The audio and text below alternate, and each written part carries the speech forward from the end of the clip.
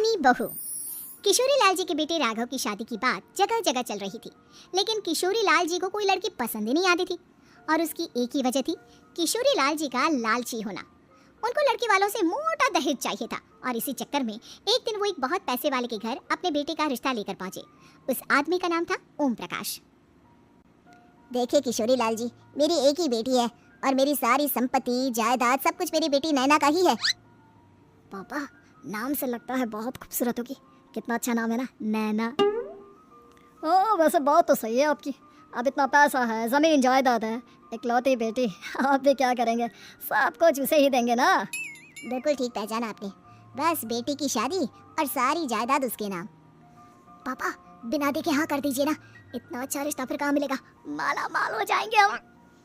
मैं अपनी बेटी को बुलाता हूँ। अरे नहीं नहीं नहीं नहीं, आपकी बेटी का नाम नैना है, सुनकर ही लगता है बहुत सुंदर होगी। रहने दीजिए अंकल, मैं तो आपकी बेटी के नाम से इतना खुश हो गया हूँ कि उसे बिना देखे शादी करने को तैयार हूँ। अब तो मैं उसका चेहरा सीधे शादी के बाद ही देखूंगा। और इस तरह राघव नैना का चेहरा नहीं देखता और उससे शादी कर लेता है। शादी के बाद अपनी सुहाग रात पर जब राघव नैना का घूंघट उठाकर देखता है तो नैना की आंखें बंद थी। कितनी खूबसूरत हो तुम नैना, ज़रा अपनी आंखें खोलकर मेरी तरफ देखो तो सही। नहीं, मुझे शर्म आती है। अरे, मैंने तुम्हें शादी से पहले भी नहीं देखा, और अब अगर तुम आंखें खोलकर मुझे देखोगी भी नहीं तो मुझे अच्छा कैसे लगेगा? इससे पहले कि नैना अपनी आंखें खोलकर राघव की तरफ देखती, अचानक से लाइट चली गई और राघव नैना को पूरी तरह से देख भी नहीं पाया। अगली सुबह नैना राघव के लिए नाश्ता बनाकर लेकर आई। अरे ये क्या, आधा पराठा सेका हुआ है और आधा बिल्कुल कच्चा। ये तुमने क्या किया नैना? बहू, तुमने क्या आधा पराठा तवे से नीचे लटका कर रखा था जो आधा सेका है और आधा कच्चा? मुझे जितना दिखेगा उतना ही तो सीखूंगी ना पापा जी। जहाँ जहाँ मुझे नजर आ रहा था वहाँ मैंने सीख लिया, जहाँ जहाँ नहीं दिखा वहाँ कच्चा रह गया होगा। इसका क्या मतलब है? ये कैसा मजाक कर रही है तुम? अरे बहू, तुमने इतना लंबा घूंघट क्यों लगाया हुआ है? देखो, हमारे घर में बहुओं को बेटी की तरह रखा जाता है, और फिर तुम तो इतना सारा माल लेकर आई हो। देखो, घूंघट डाल कर रखने की कोई ज़रूरत नहीं है। हाँ नैना, पापा जी ठीक कह रहे हैं, तुम तो आराम से रहो, अपना ही घर समझो। नैना अचानक से अपना घूंघट उठा लेती है। अरे ये क्या पापा, नैना की तो एक आंख फूटी हुई है। नाम से नैना, लेकिन ये तो कानी बहू निकली। मेरे साथ धोखा हुआ है, धोखा। बिना दिखाए अपनी कानी लड़की मेरे संग ब्याह दी। मुझे कानी बीवी नहीं चाहिए।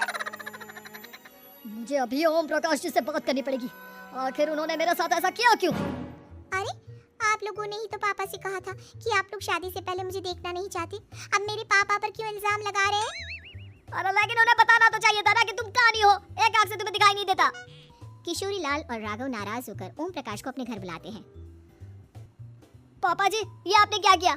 शादी से पहले बताया क्यों नहीं कि नैना की आंखों में परेशानी है? अरे, आप ही ने तो लड़की देखने से मना कर दिया था। और लेकिन आप बता तो सकते थे। आपको तो हमारी बेटी की प्रॉपर्टी चाहिए थी, वो भी पूरी की पूरी। अब क्या हुआ अगर उसे आधा दिखाई देता है? प्रॉपर्टी तो आपको पूरी मिल गई ना। और ये क्या बात हुई? मेरी शादी प्रॉपर्टी से नहीं, आपकी बेटी से हुई है। अब ये तो पहले सोचना चाहिए था, तब तो मेरी प्रॉपर्टी देखकर तुम्हारी जुबान लपलपा रही थी। लेकिन मैं कानी लड़की को अपनी बीवी बनाकर नहीं रख सकता। पापा, कुछ करिए ना आप। हाँ, करता हूँ। देखिए ओम प्रकाश जी, आप हमारे साथ ऐसा नहीं कर सकते। और तुम देखो, अगर तुमने मेरी बेटी से शादी तोड़ी ना, तो जो भी प्रॉपर्टी मैंने तुम्हें दी है वो तो पूरी की पूरी वापस ले ही लूंगा और आधी प्रॉपर्टी तुम्हारी भी लूंगा। अरे, मेरी आधी प्रॉपर्टी भला क्यों लेंगे आप? इसलिए क्योंकि मेरी बेटी को आधा नजर आता है और उसकी नजर अभी तक तुम्हारी आधी जायदाद पर ही पड़ी है। अब तुम उसे घर से निकालोगे तो कुछ तो लेकर जाएगी ना। और अगर हम आपकी बेटी को अपने घर की बहू बनाकर रखे तो? तो तुम्हारी पूरी प्रॉपर्टी तुम्हारी ही रहेगी और जो मैंने तुम्हें दिया है ना, उसमें से बस मैं आधा लेकर जाऊंगा। अरे लेकिन अब आप अपनी दी हुई प्रॉपर्टी में से आधी वापस क्यों लेकर जाएंगे? अगर मैं आपकी बेटी को अपनी पत्नी बनाकर रखने को तैयार हूँ तो?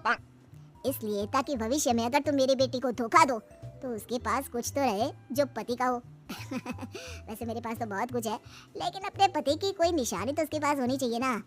अब अगर तुमने मेरी बेटी को कानी कहा तो तुम्हें प्रॉपर्टी भी कानी ही मिलेगी, पूरी नहीं। जमाए राजा। किशोरी लाल और राघव समझ चुके थे कि वो बुरी तरह फंस चुके हैं और अब उनके पास वहां से निकलने का कोई चारा नहीं है। अब समझ में आया ना लालच बुरी बला होती है।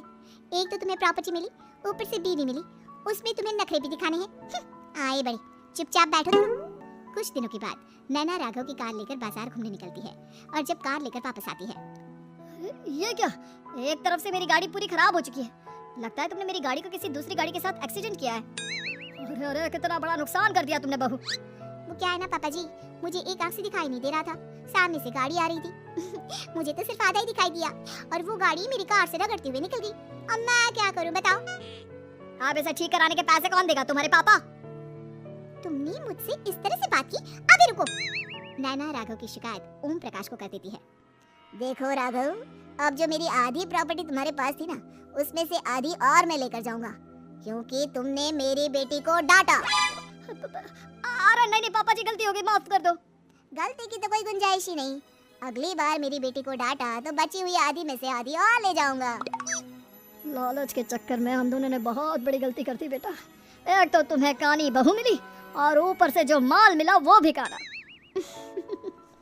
इस तरह राघव की हर एक गलती पर ओम प्रकाश उसकी प्रॉपर्टी का आधा आधा हिस्सा लेकर अपना सारा माल वापस ले गया और राघव को कानी बीवी से काम चलाना पड़ा। भाई लालच वाकई में बुरी बला है।